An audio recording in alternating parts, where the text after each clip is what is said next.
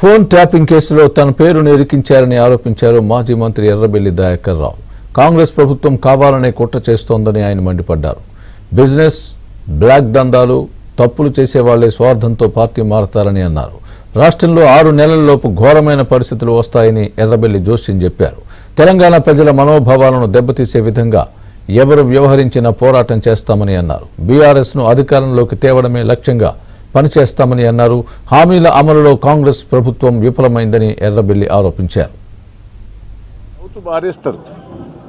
BJP వాళ్ళైనా Congress party వాళ్ళైనా అనేది తప్పులేదు.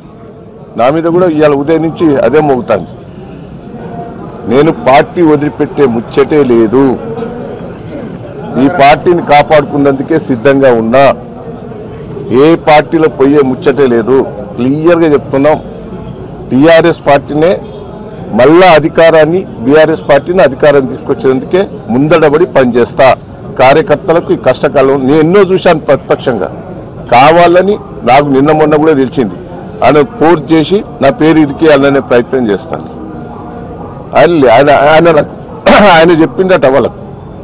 నాకు ఆయన ముఖం తెలియదు. ఆయన ఊరు మా అమ్మమ్మ ఊరు పర్వతగిరి, అంతే తప్ప నాకేం సంబంధం లేదని ఆయన క్లియర్గా చెప్పిండట. కావాలని ఫోర్స్ చేస్తున్నట్టు నా పేరు పెట్టాలని. దేనికైనా ఎదుర్కొందానికి సిద్ధంగా ఉన్నా. నేను వాస్తవంగానే చెప్తున్నా కదా. నేను దాంట్లో నాకు ఏ సంబంధం కూడా లేదు. ప్రభుత్వంలో ఉన్నటువంటి కాంగ్రెస్ పార్టీ నాయకులు కక్షపూరితంగా తప్పుడు కేసులు బనాయించి మా పైన మరి అక్రమ కేసులు బనాయించి వేధిస్తున్నటువంటి విషయాన్ని కూడా మనం చూస్తున్నాం.